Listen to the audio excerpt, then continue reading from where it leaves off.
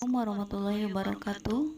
Yang saya hormati Ibu Lilis Lismarina MPD sebagai dosen pengampu ilmu pendidikan Islam. Izinkan saya Siti Soaibah dengan NIM 210416038 memaparkan tentang pendidikan di masa Khulafaur Rasyidin. Pendidikan Islam dimulai sejak Nabi Muhammad SAW diangkat menjadi Rasul di Mekah dan beliau sendiri sebagai gurunya. Sejarah pendidikan Islam pada masa Nabi Muhammad SAW terbagi dua periode, yaitu Mekah dan Madinah. Pada periode Mekah, Nabi Muhammad SAW lebih menitik beratkan pada pembinaan moral dan akhlak serta tauhid kepada masyarakat Arab yang bermukim di Mekah. Pada periode Madinah, Nabi Muhammad SAW melakukan pembinaan di bidang sosial dan politik. Disinilah pendidikan Islam mulai berkembang pesat. Intisari pendidikan Islam pada periode itu disandarkan pada Al-Quran dan Sunnah. Pendidikan Islam masa Rasul menekankan pada pemahaman dan penghafalan Al-Quran.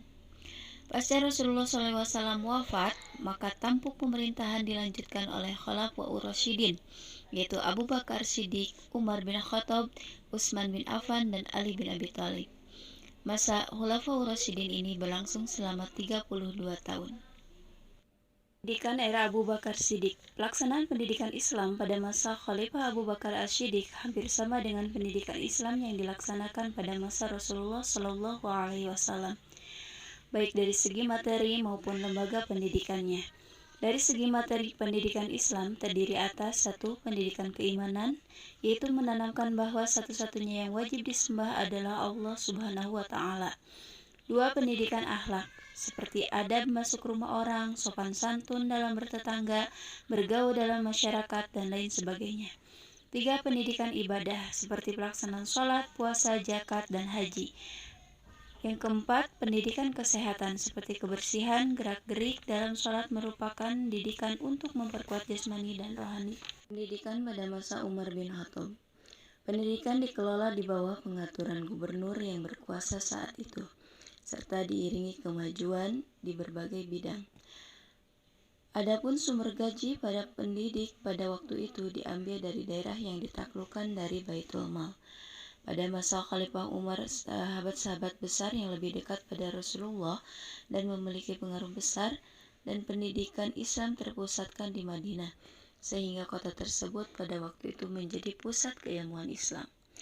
Meluasnya kekuasaan Islam mendorong kegiatan pendidikan Islam bertambah besar karena mereka yang baru menganut Islam ingin menimba ilmu keagamaan dari sahabat yang menerima langsung dari Nabi Shallallahu Alaihi Wasallam.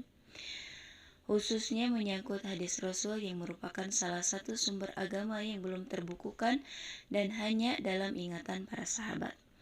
Ketika Umar bin Khattab diangkat menjadi khalifah, ia menginstruksikan kepada penduduk agar anak-anak diajari mengendarai unta, memanah, membaca, menghafal syair-syair yang mudah dan peribahasa.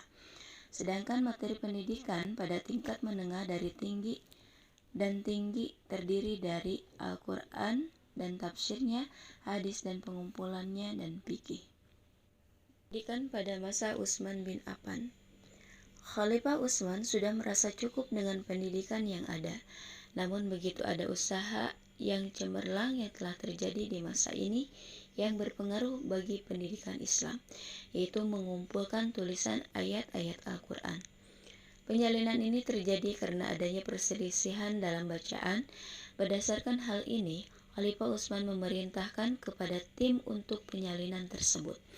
Adapun tim tersebut adalah Zaid bin Sabit, Abdullah bin Jubair, Zaid bin As, dan Abdurrahman bin Haris. Ali bin Abi Thalib. Pada masa itu banyak terjadi kericuhan politik. Kericuhan ini hampir dapat dipastikan bahwa kegiatan pendidikan Islam mendapat hambatan dan gangguan, walaupun tidak terhenti sama sekali. Khalifah Ali pada saat itu tidak sempat lagi memikirkan masalah pendidikan, karena seluruh perhatiannya ditumpahkan pada masalah keamanan dan kedamaian bagi masyarakat Islam. Dasar pendidikan Islam pada yang tadinya bermotif akidah tauhid Sejak masa itu tumbuh di atas dasar motivasi, ambisius, kekuasaan, dan kekuatan. Tetapi sebagian besar masih dapat berpegang kepada prinsip-prinsip pokok dan kemurnian yang diajarkan Rasulullah. Dapat diduga bahwa kegiatan pendidikan pada saat itu mengalami hambatan dengan adanya perang saudara. Ali sendiri saat itu tidak sempat memikirkan masalah pendidikan karena ada yang lebih penting dan mendesak untuk memberikan jaminan keamanan, ketertiban, dan ketentraman dalam sebagian kegiatan kehidupan, yaitu mempersatukan kembali kesatuan umat. Tetapi Ali tidak berhasil.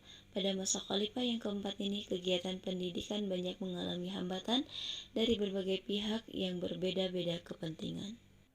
Lembaga pendidikan pada masa Khulafaur Rasyidin selain lembaga kutab dan masjid adalah Madrasah Mekah, Madrasah Madinah, Madrasah Basrah, Madrasah Kufah, Madrasah Damsyik, dan Madrasah Fistat. Jadi, ulama-ulama besar meluas seiring dengan berkembangnya agama Islam, dan merekalah yang mendirikan madrasah-madrasah pada tiap-tiap kota. Di antara mereka yang termasyhur adalah Abdullah bin Umar di Madinah, Abdullah bin Mas'ud di Kufah, Abdullah bin Abbas di Mekah, Abdullah bin Amr bin As di Mesir. Khalifah Khulafaur Rasyidin, yakni Abu Bakar, Umar bin Khattab, Utsman bin Affan, dan Ali bin Abi Thalib, yang merupakan khalifah pengganti Rasulullah Muhammad. Dengan semangat untuk menyebarkan Islam, mereka berusaha keras dengan menyerang daerah-daerah yang tidak mau masuk Islam. Walaupun menghadapi rintangan yang sangat berat, namun semangat mereka tidak pernah hilang. Justru dengan adanya rintangan, itulah umat Islam menjadi lebih bersemangat dalam menyebarkan agama Islam.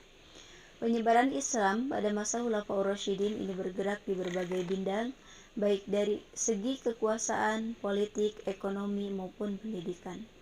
Sementara sebagai bukti keberhasilan di bidang pendidikan pada masa Khalifah Khulafaur Rasyidin adalah adanya mushaf Al-Quran yang dikenal dengan mushaf Utsmani, adanya ilmu nahwu yang diperuntukkan orang-orang Islam selain Arab, dan adanya majelis khalifah yang digunakan untuk belajar umat Islam. Selain itu, sebagai bukti keberhasilan Khalifah Khulafaur Rasyidin di bidang pendidikan adalah munculnya majelis khalifah yang sudah tersebar di daerah sekitar Mekah dan Madinah. Inilah di antara keberhasilan para Khulafaur Rasyidin pada waktu itu. Dan pembiayaan pendidikan diambil dari Baitul Mal pada masa Umar bin Khattab dan masih berlangsung sampai Ali bin Abi Thalib, karena perkembangan pendidikan masih seperti itu sampai pada Khalifah Ali. Dan masalah evaluasi pada murid, yaitu dengan menghafalkan pelajaran yang diberikan, dan apabila sudah pandai membaca dan menulis dan menghafal Al-Quran, baru pindah ke masjid atau tempat tingkat tinggi untuk belajar tafsir dan lainnya. Wassalamualaikum warahmatullahi wabarakatuh.